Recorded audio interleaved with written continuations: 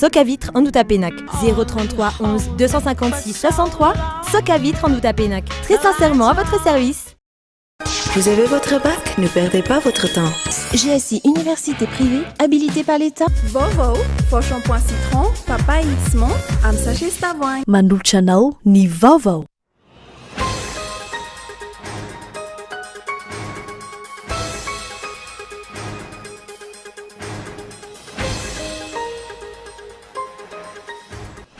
Tsy misy idiran'ny resaka fizaran-tseza amin'ny fananganana gouvernemanta ny fihaonana tapiny androany raha ny fanazvan'ny filohan'ny FFKM tapitra io arivo io ny conférence sommet andian'ny fahadimy ataon'ireo filoha-pirenena sy ny FFKM amin'ny talata 20 janoary indray ny fivoriana manaraka. Iverenantsika antsara ny fanisana an'ireo solombam-bahoaka nandaniny satamanokana Antananarivo omaly teny amin'ny anteny miram-pirenena atao anatin'ny fampalalam-baovao. Fanindroana izao no nandainga ny mpanisa olona eny amin'ny anteny miram-pirenena mba ahafahana mampandany lalàna. Ijery fotsiny ve ny HCC.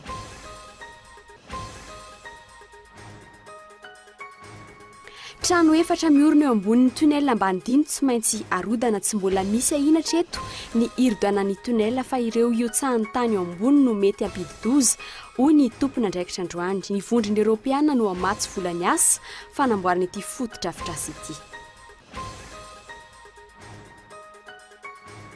Miakatra ny vidin'ny mofo-dipaina eto Andrenivohitra noho ny fihenan'ny lanjan'ny mofo azon'ny 300 ariary. Miakatra 4 ariary ny vidin'ny lafarin'ny iray gony 50 kilao. Na miakatra 500 aza ny tany Arkarena Faobe, miakatra foana ny vidim-piainana ary mety oatra ny 700 izay efa voasoratra ao anatin'ny teti-bola-panjakana 12 izany, hoy ny Paitoekarena. Any ivelany, efa 530 taona izay no tsy nisy ny fifampiresahana teo amin'ny États-Unis sy Cuba. Nanomboka ny dinga eo amin'ny firenena rotota, mbola tsy nisy kosa ny fifanarahana ny voaka. Dingana lehibe izany ary isany efa any an-toerana hatramin'ny omaly Roberta Jacobson, mpiandraikitra raha ny firenena tandrefana. Ny andinindiny zavatra.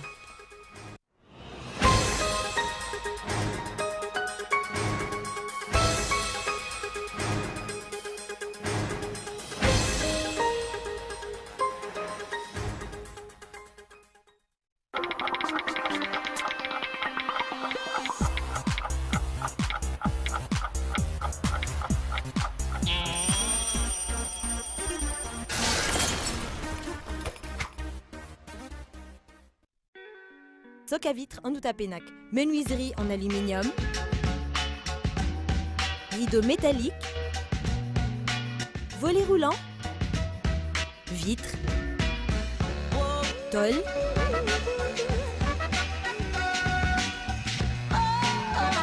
Soca Vitre en Outapenac 020 22 682 28 033 11 256 63.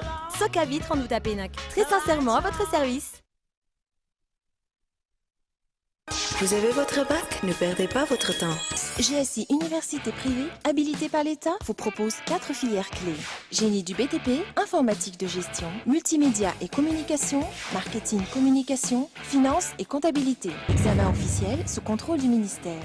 Diplôme, Bac plus 2 à Bac plus 5. Offre spéciale GSI TOS. Inscription ouverte Au GSI TOS 033 84 160 56. Au GSI Antananarivo 034 60 543 90. GSI Analake 033 12 606 92.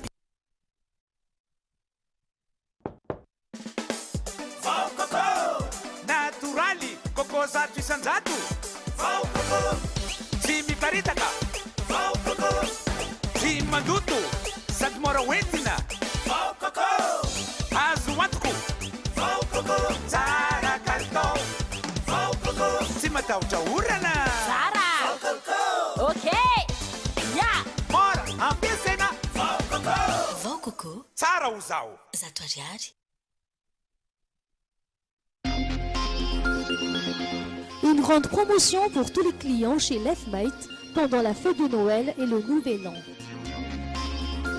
Permis seront offertes pour les salons allant de 25% jusqu'à 50%. Meubles de bureau, 30% à 35%. Salle à manger, vaisselier, table basse, 25%, 30%.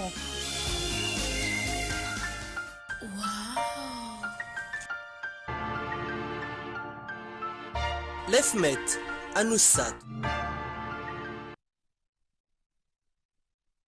Et c'est parti, on va voir ce qu'on va voir. Oh mais regardez cette passe, ça va très vite, on se régale. On en prend vraiment plein les yeux. Oh le très beau geste. Et oui, et but! Si vous ne voulez pas vivre le foot à moitié, vivez 100% de la Cannes Orange 2015 sur Canal+. Oui, 100% des matchs en direct et en intégralité pour vibrer encore plus fort. Avec les commentaires de nos meilleurs experts et des émissions exceptionnelles pour décrypter toute l'actualité de la compétition. Les plus grands rendez-vous sportifs se vivent sur les chaînes Canal+, à seulement 45 000 ariari par mois. Bonne Cannes Orange 2015 sur Canal+.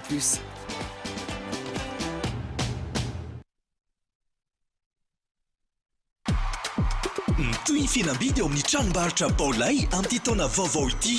Maro ihany koa ireo entana azo atao fanomezana. Ampli de puissance, baffle, subwoofer 2.1, 5.1, lecteur DivX, TV LED Shangang, TV LED Hisense, panneau solaire 5 watts à 300 watts, réfrigérateur, synthétiseur, kojakoja maro an'ny vehivavy. Baolay miarahaba anao natratrany taona 2024. Baolay ny tsara indrindra trano.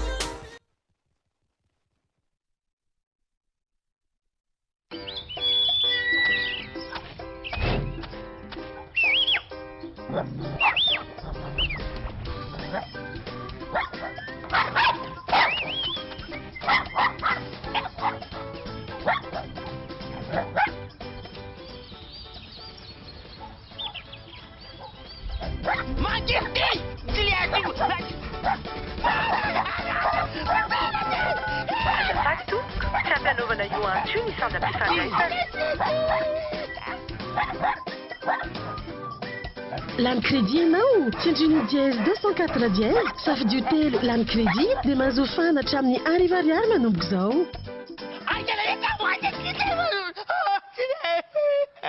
Miamanja ny miantso miaraka amin'ny Orange, miamanja ny tontolo miaraka amin'ny Orange. Youth Leadership Training Programme, OLTP 2015. Vous êtes prêt à réaliser vos défis au sein de votre organisation et à partager vos expériences? Vous voulez exprimer publiquement votre vision et vos opinions? Le YLTP vous intéresse alors? Ateliers, visites, rencontres, capacity building, politique. Votre fiche de candidature est disponible sur notre site web. Youth Leadership Training Programme, OLTP 2015.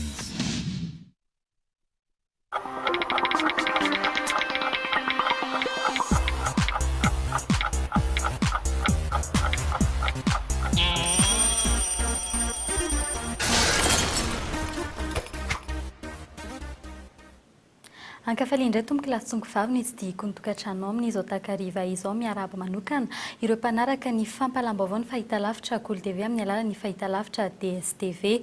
Ampahafantaranao ety ampiandohana fa isy ny fampalam-baovao manokana izay hoarahinao eto amin'ny fahitalavitra ny Cool TV amin'ny tian'io ity vahiny Enikazarakoto Manantsoa ao anatin'izay édition spéciale izay amin'ny 6 refeu moa no anarahinao izany Razafy Maefa Herimanana izay mpanolontsaina ny pro-politika ny Mapara. Fa isantarantsika ny fampalam-baovao amin'ny tian'io ity vaovao mikasika ny fihaonana teny Ivato izay notanterahina androany. Nitohy andrano teny Ivato ny fampihaonan'ireo filoha 10 rahalahy izay tarihin'ny FFKM tsy misy idiran'ny resaka fisaran-tseza amin'ny fananganana gouvernemanta ny fihaonana raha ny fanazavany filohan'ny FFKM io atoandro io na izany aza nefa tsy mbola hita mazava izay tena marina manjavozavo ny tena votoatiny ity fivoriana ity samy hafa hatrany ny fomba filazan'ny zavatra eo amin'ireo mpivory mikasika izany Aron fanatetiana. Tsy izay marina mikasika ny fihaonana tampony eo amin'ireo filoha 10 rahalahy efa ho indimy taona izao. Tsy mbola fantatra hatreto izay votoatin'izany fivoriana izany. Fampiavanam-pirenena no voizina nefa tsy fantatry ny vahoaka izay tena hevitra tinapaka nandritra izay fivoriana indimy sesy izay. Samy manana ny filazany ireo milaza ho mpitarika mikasika ity fampiavanam-pirenena ity. Ny FFKM nilaza tamin'ny alahady teo fa mbola lavitra ny afo ny kitay. Ny filoham-pirenena kosa nefa nanipika fa efa mandroso ary efa mandeha tsara ny fampiavanam-pirenena. Mbola tsy tafiditra ao an-trano akory ingeo afa mbola vao eny kokotany, eny kokotany, eny tokotany. Mbola io tokoana, izay vao an-trano. Mbola lalana izay lavitra. Efa nanomboka fiambavana pirenena fa kamo vao zao vao nanomboka ilay izy efa manomboka efa ao anatiny izany ny tena marina. Ny anizany marina manoloana izany resaka tsy mazava rehetra izany nalaza fa fizaran-tseza sy fifanarahana ara-politika ny tena nibahana tao anatin'ireo fiaonana rehetra natao ireo. Poroson'izany hatramin'ny nanombohan'ity fiaonana ity niverina tetsy faravohatra ny filoha teo aloha Marc Ravalomanana.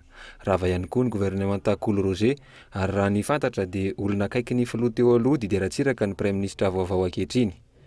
Adihevitra indray zao ny fizarana ministera ary mbola mandeha ihany koa ny fifampirarahana hatramin'izao.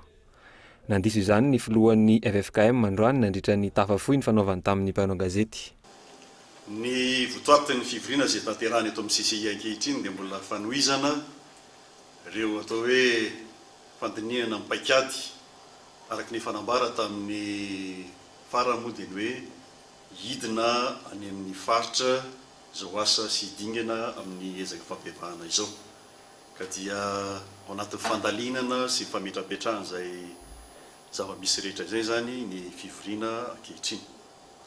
Ny hoe ao anatin'ny fametrahana gouvernemanta sy ny sisa ataoko fa tsy dia ao anatin'ny lahara-pahamehana atao anatin'ny dinika akory izany raha marina.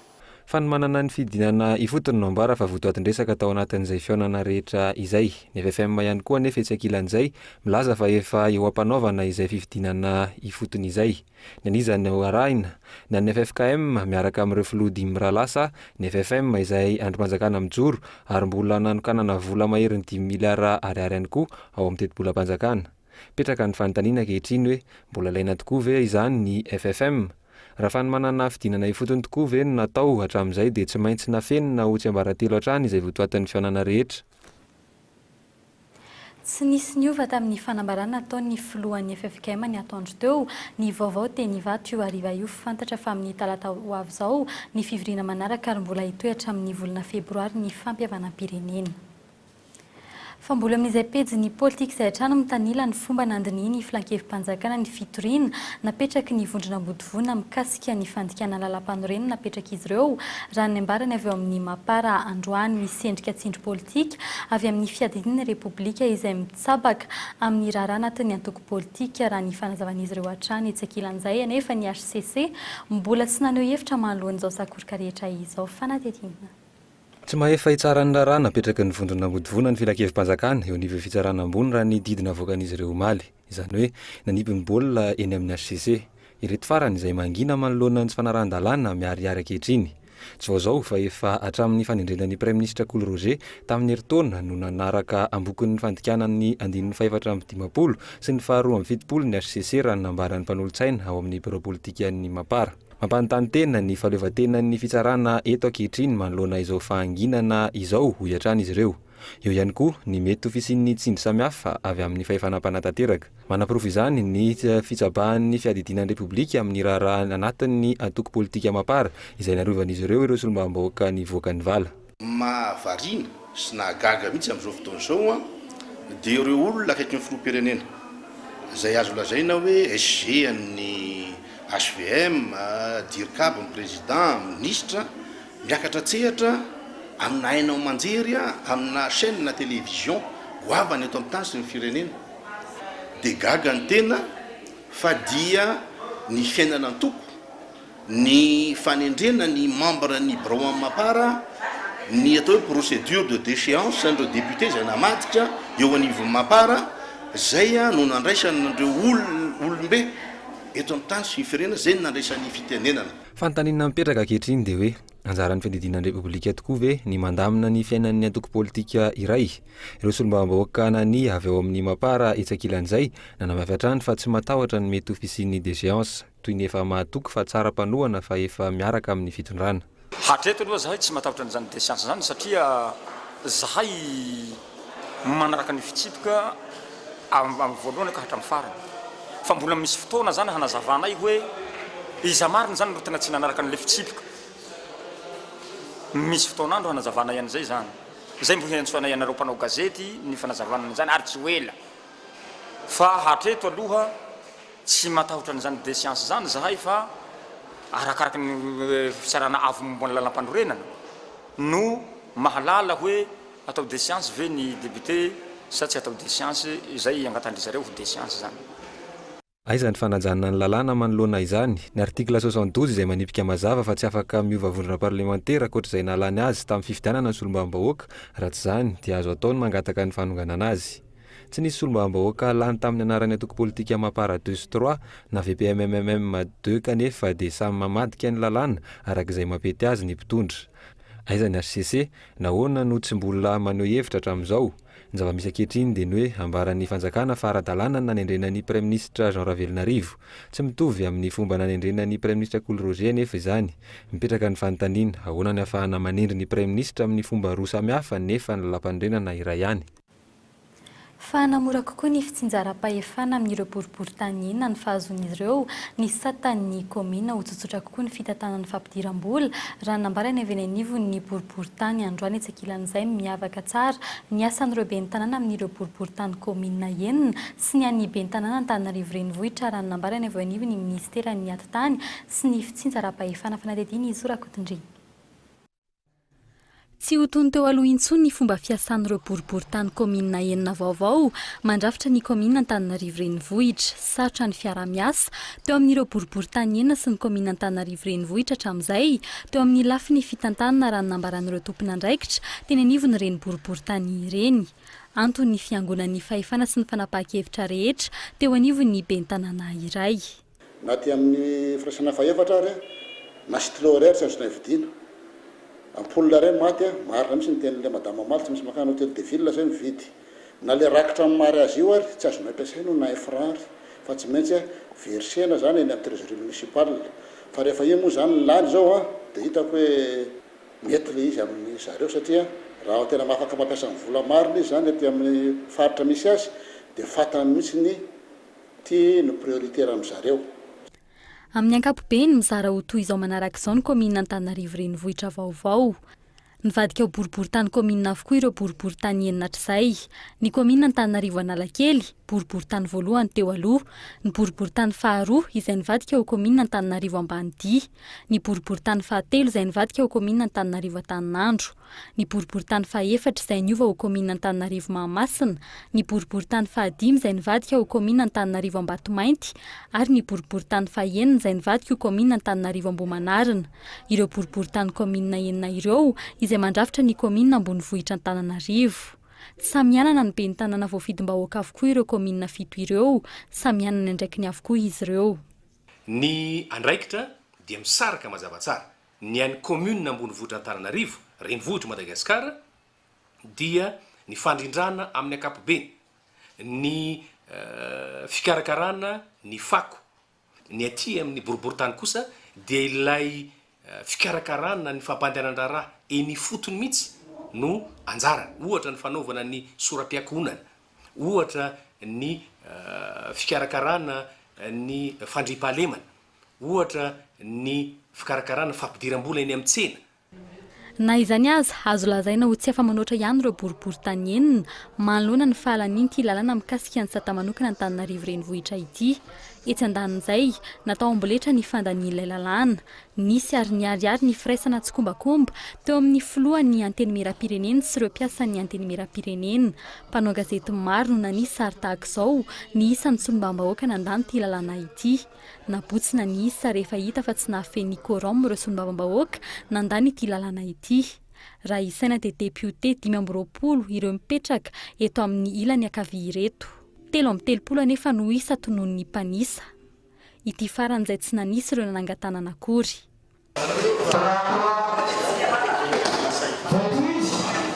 Torak'izany ihany koa ny teto amin'ny ilany ankavanana 720 ireo député tazana eto.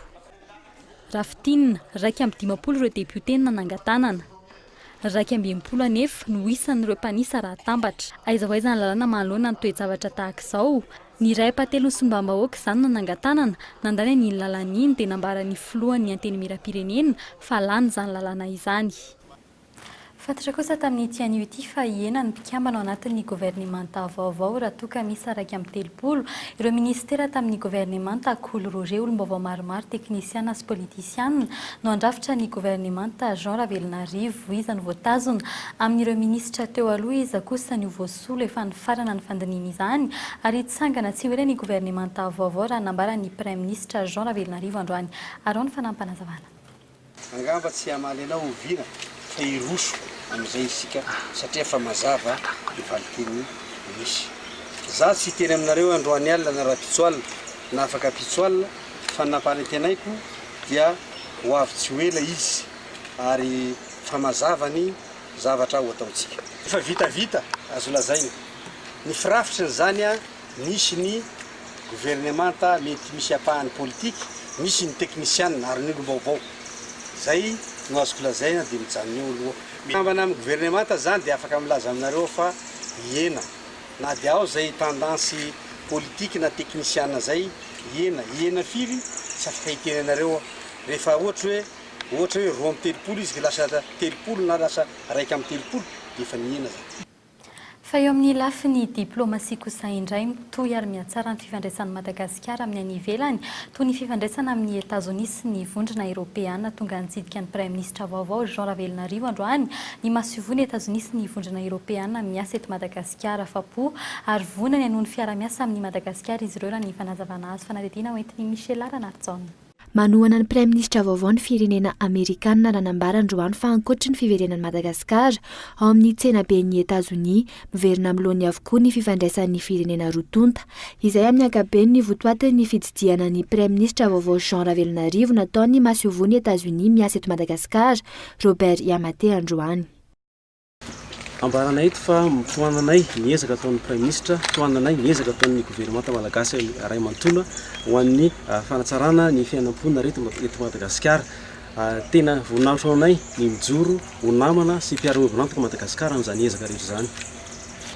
Araka nambarako taroan'ny fiaonana tamin'ny Andriamatoa lohan'ny Repoblika sy ny fiaonana tamin'ny ministre ny Raharambahiny misy toerana tamin'ny herinandro ambony dia ny fanendrena ambassadeur voalohany avy any États-Unis eto Madagasikara tato anatin'ny 5 taona dia manamafy fa miverina amin'ny ny fifandraisana eo amin'ny firenena Amerikana sy Madagasikara.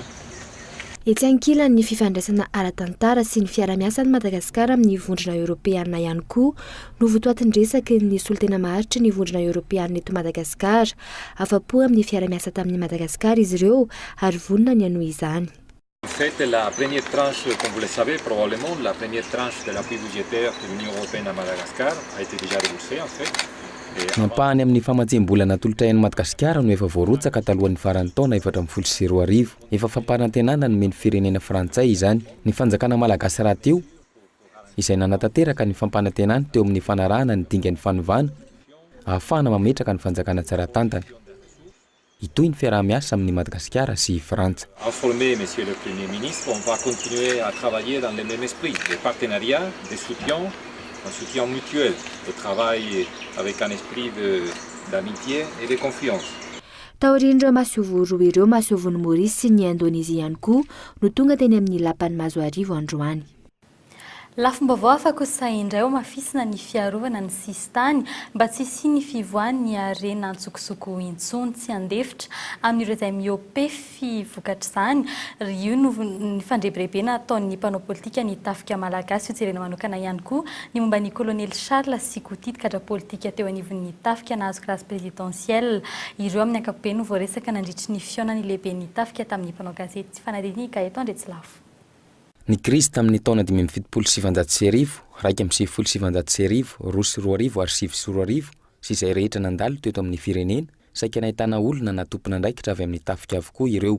Manao antsoavo amin'ny mpanao politika ny tafika mba tsy hitsabaka amin'ny asan'ny tafika. Ireo mpanao politika izay voalaza fa mampiasa ny tafika malagasy amin'ny lafiny politika ankehitriny. Indraindray ny mpanao politika ihany no manararoatra ny fahalemenina namanay sasasasany ka mahatonga an'izay fioara-pefy izay. Keto dia manao antsoavo amin'ireo olom-pirenena malagasy izay nisafidiny hanao politika mba hapetra ny lamina izay ato anivon'ny tafika malagasy anatanteraka ny asa manandrifanay dia ny fisahanana, ny filaminana sy ny fametrahana, ny fandrepahalemana. Iza no mampiasa ny tafika malagasy hanao politika, mpanao politika iza, isan'ireo mametra-panontaniana ankehitriny ny momba ireo miaramila manamboninahitra nanao politika avy nosokajiana ho kadra politika izay nahazo grâce présidentielle. Ny colonel Koutity sy ny letona colonel Charles teo anivon'ny tafika malagasy. Eo am-pandinihana ny momba azy ireo ny eo anivon'ny tafika amin'izao fotoana izao araka ny fanazavana.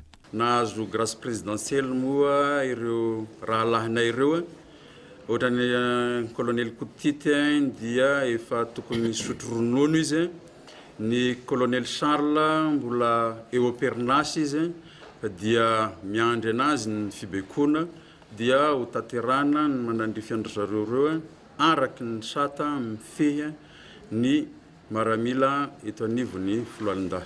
Nisy ny fionana teo amin'ireo lehibe ny tafika manerana ny nosy sy omaly sy androany. Isan'ny atao lara-pahamehana amin'izany ny fanatevenana ny miaramila sy ny fitaovana iarovana ny sisitany malagasy. Ohatra amin'izany ny sambo hoenty miady amin'ireo jiolatsambo. Efa misy fiaraha-miasa amin'ny Amerikanina izay manome tolo-tanana amin'izany raha ny fanazavana azo hatrany. Eo amin'ny pejy toe-karena kosa indray mianatra ny habehan'ny movi-dipaina amidy eny an-tsena mba tsy hampiakarana ny vidiny hatrany amin'ny 500 ariary no anton'izany mampiena ny fanjifan'ny mpividy izany toe-javatra izany. Ny vanim-potoana ny Maintsoatra eto amintsika no isa mampiakatra ny vidim-piainana ankehitriny araky ny fanazavana ny pahy toe-karena iray. Fanadihadiana. Kely lanja ny mofo 700 ariary ankehitriny mitovy amin'ny mampiakatra ny vidin'ny mofo ihany anefa izany ho an'ny mpanjifa. Mihena araka izany ny fividianan'ny mpanjifan'ny mofo dipaina amidy mahazatra mihoatra amin'ireo mofo lehibe amidy 500 ariary. Tsy dia mandeha firy satria le mofo mihena lanja le izy dia lasa any amin'ilay mofo 500 daholo ny olona izany no manantona amin'ny mividy.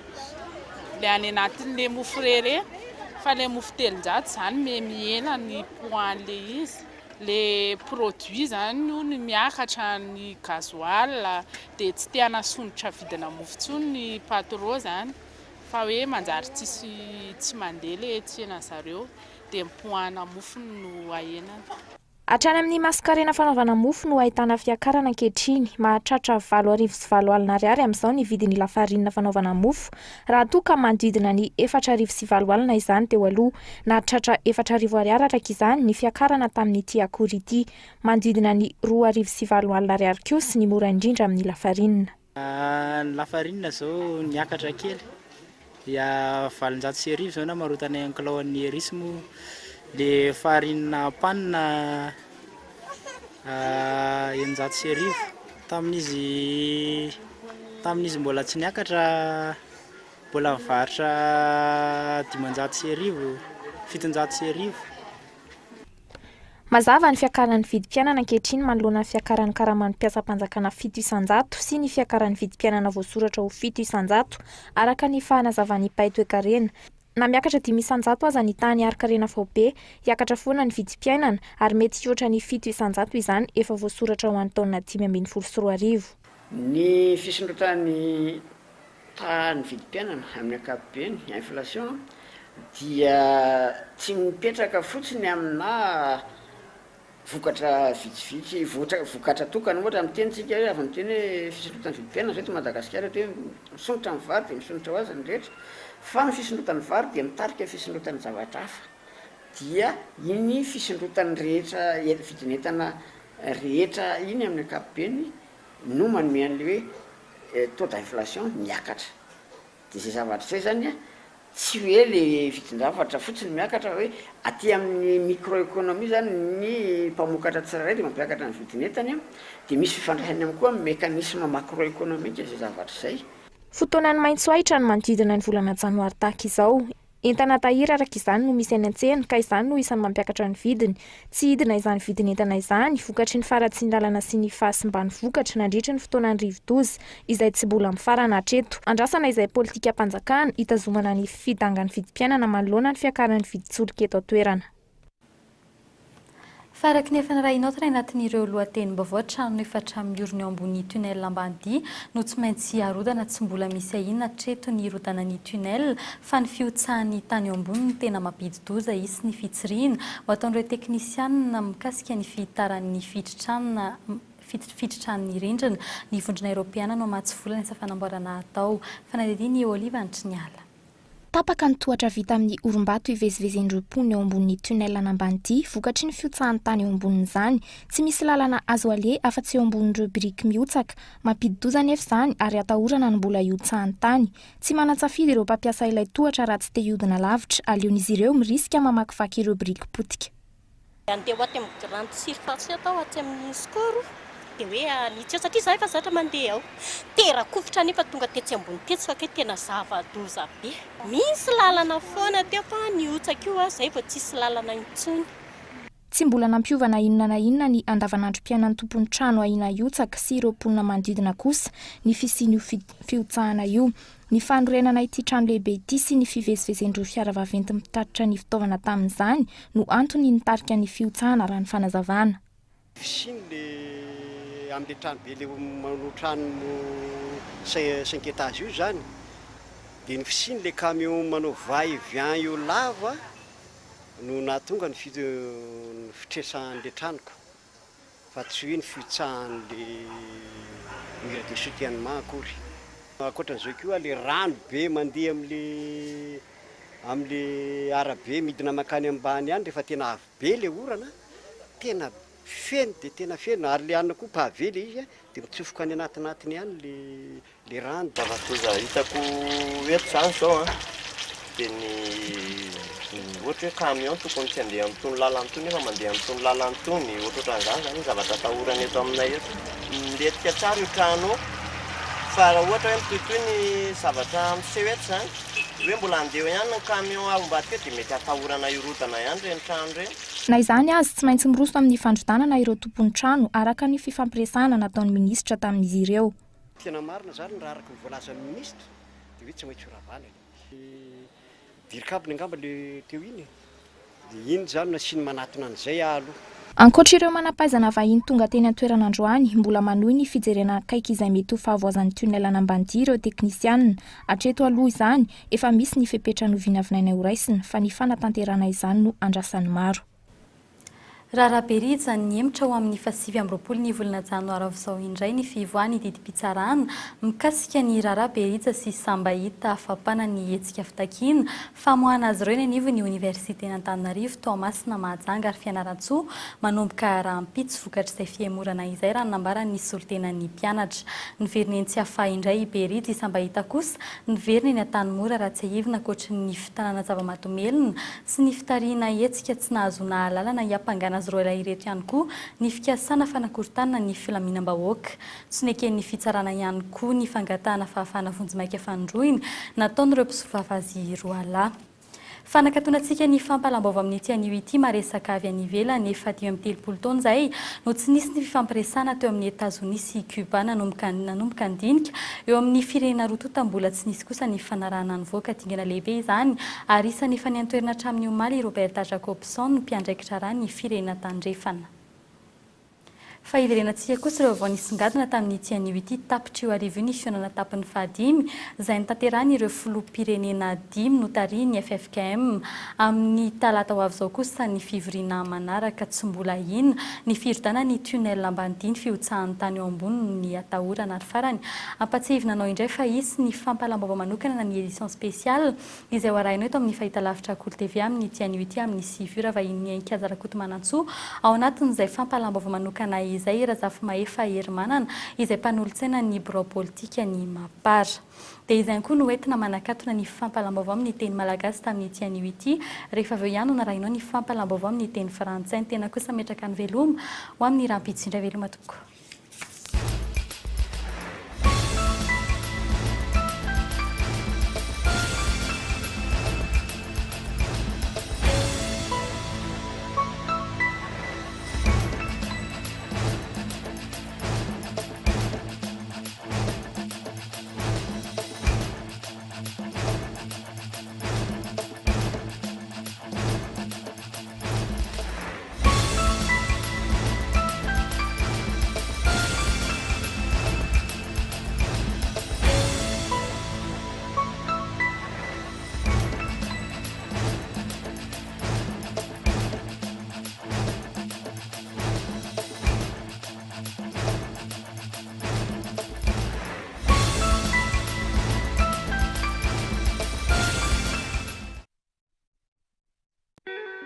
Soca Vitre en Outapenac. 033 11 256 63.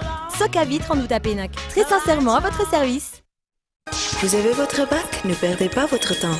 GSI Université privée, habilitée par l'État. Vovô, faux shampoing citron, papaye, ciment, am sachet Stavoin. Nan'olotra anao teo ny vaovao.